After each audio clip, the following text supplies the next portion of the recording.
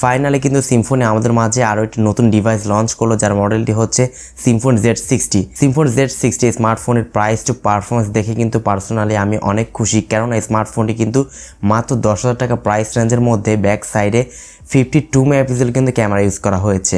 90 hertz রিফ্রেশের যুক্ত কিন্তু display ব্যবহার করা হয়েছে ফ্রন্টে এবং মিডল 500 যুক্ত কিন্তু ক্যামেরা ইউজ করা হয়েছে। আরও থাকছে উল্লেখযোগ্য ফিচার। তো Symphony Z60 স্মার্টফোনটি আপনার জন্য কেমন হবে, ফোনটি দিয়ে কি আদৌ গেমিং করা যাবে কিনা, যাবতীয় ইনফরমেশন এই ভিডিওতে শেয়ার করার চেষ্টা করব। আশা করছি সম্পূর্ণ ভিডিও জুড়ে আপনারা আমার সঙ্গেই থাকবেন। ভিডিও শুরু করার আগে আপনি যদি এখন পর্যন্ত আমাদের পরিবারের সদস্য না হয়ে থাকেন, অবশ্যই এই ধরনের স্মার্টফোন রিলেটেড ভিডিওগুলো পাওয়ার জন্য আমাদের চ্যানেলকে সাবস্ক্রাইব করে আমাদের সাথে থাকবেন। চলুন তাহলে শুরু করি আমাদের আজকের ভিডিও। দর্শক বন্ধুরা, ফার্স্ট অফ অল যদি আমরা Symphony Z60 স্মার্টফোনের যদি ডিজাইন এবং লুকস নিয়ে যদি কথা বলি, তাহলে এই ফোনের ব্যাক সাইডটা কিন্তু দেখে আসলে যে কারো নজর কাড়বে। ব্যাক সাইডে কিন্তু নতুনত্ব কিছু নিয়ে আসার চেষ্টা করেছে সিম্ফনি। ব্যাক সাইডে দুইটি ক্যামেরা সেটআপ থাকছে এবং ফ্রন্টে কিন্তু মিডল 500 যুক্ত ক্যামেরা ব্যবহার করা হয়েছে। অবশ্যই ব্যাক সাইডটা প্লাস্টিক, যেহেতু একটি বাজেট স্মার্টফোন, তো সেক্ষেত্রে প্লাস্টিক ব্যবহার করা হয়েছে। ফোনটি পোর্টস অফ বাটন নিয়ে বলতে গেলে ফোনটি ডান সাইডে থাকছে volume up and down button এবং পাওয়ার বাটন, যেখানে আপনারা সাইড মাউন্টেড ফিঙ্গারপ্রিন্ট স্ক্যানের সুবিধা পেয়ে যাচ্ছেন। ফোনটির বাম সাইডে থাকছে সিম ট্রে, যেখানে আপনারা দুটি সিমের পাশাপাশি একটি মেমোরি কার্ড ইউজ করতে পারছেন।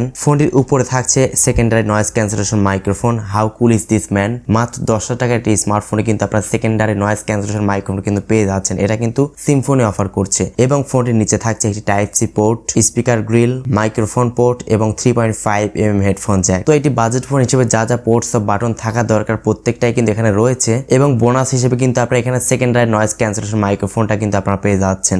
দর্শক বন্ধুরা, এবারে যদি আমরা Symphony Z60 স্মার্টফোন যদি ডিসপ্লে সেকশন নিয়ে কথা বলি, তাহলে এই ফোন ডিসপ্লে সেকশন ইউজ করা হয়েছে 6.6 ইঞ্চ একটি HD+ রেজলিউশন একটি IPS ডিসপ্লে ইউজ করা হয়েছে, যার রেজলিউশন হচ্ছে 720x1600 পিক্সেলস। ভালো ব্যাপার হচ্ছে এই ফোনটির ডিসপ্লেতে কিন্তু আপনারা 90 হার্জ একটি রিফ্রেশের সুবিধা পেয়ে যাচ্ছেন। তো সেক্ষেত্রে ফোনটি চালানোর সময় কিন্তু একটি স্মুথ একটি ফিল পেয়ে যাবেন। আর ডিসপ্লে কোয়ালিটি কিন্তু বাজেট বিবেচনায় আমার কাছে একদম ডিসেন্ট মনে হয়েছে, কেননা এই প্রাইস রেঞ্জে কেউই আপনাকে ফুল HD+ কিন্তু অফার করবে না। তো সেক্ষেত্রে ডিসপ্লে কিন্তু ভালোই মনে হয়েছে আমার কাছে। আর সিম্ফনি ডিসপ্লে কিন্তু আউটডোরে সানলাইটে গেলে মোটামুটি কালার কন্ট্রাস্ট শার্পনেস অটোমেটিক্যালি কিন্তু বুস্ট করে দেয়। ভিউয়ার্স, এবার যদি আমরা স্মার্টফোনে যদি পারফরমেন্স সেকশনে কথা বলি, তাহলে এখানে আমরা পেয়ে যাচ্ছেন Android 12 এর সুবিধা এবং এই স্মার্টফোনটির প্রসেসর সেকশনে ইউজ করা হয়েছে ইউনিসকের T606 এই চিপসেটটি ইউজ করা হয়েছে, যেটি হচ্ছে 1.6 GHz একটি অক্টা কোরের প্রসেসর। তো এই চিপসেটটি দিয়ে কিন্তু আপনারা মোটামুটি মানের কাজগুলো করতে পারেন, যেমন ফেসবুক বলেন, ইউটিউব বলেন, নেট ব্রাউজিং বলেন, এই সমস্ত কাজগুলো কিন্তু ডে টু ডে লাইফে হ্যান্ডেল করা খুব সহজে কিন্তু আপনারা করতে পারবেন। তবে খুব বেশি ভারী গেমস গুলো কিন্তু এই ডিভাইসটি দিয়ে কিন্তু আপনারা প্লে করতে পারবেন না। তবে ফ্রি ফায়ার মতো গেমস গুলো কিন্তু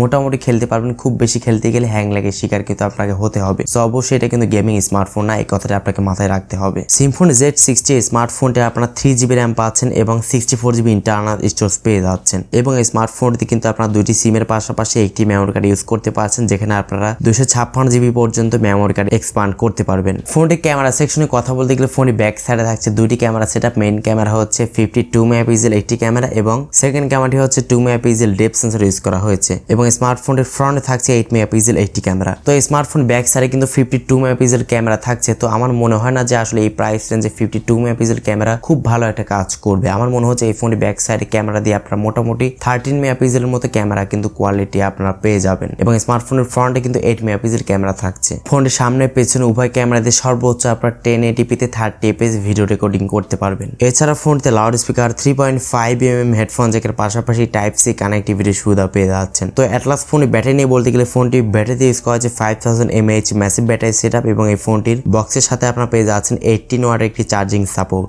তো যেহেতু এখানে 5000 mAh ম্যাসিভ ব্যাটারি সেটআপ থাকছে, তো সেই ক্ষেত্রে এই ব্যাটারিটি দিয়ে আপনারা কিন্তু মোটামুটি 2 দিন মতো নরমাল ইউজে কিন্তু আপনারা ভালো মতোই চার্জিং ব্যাকআপ পেয়ে যাবেন। আর যদি খুব বেশি হেভি ইউজ করেন বা গেমস টেমস খেলেন বা একটানা যদি ইউটিউব দেখেন, তাহলে 3 থেকে 4 ঘন্টা কিন্তু ইজিলি ব্যাকআপ পেয়ে যাবেন স্মার্টফোনটি থেকে। অনেক বিষয় নিয়ে কথা হলো, তো এখন কথা বলা যাক স্মার্টফোনটি বর্তমান প্রাইসটি কত, ফোনটি কারা কিনবেন না এবং ফোনটি দিয়ে আদৌ গেমিং করা যাবে কিনা।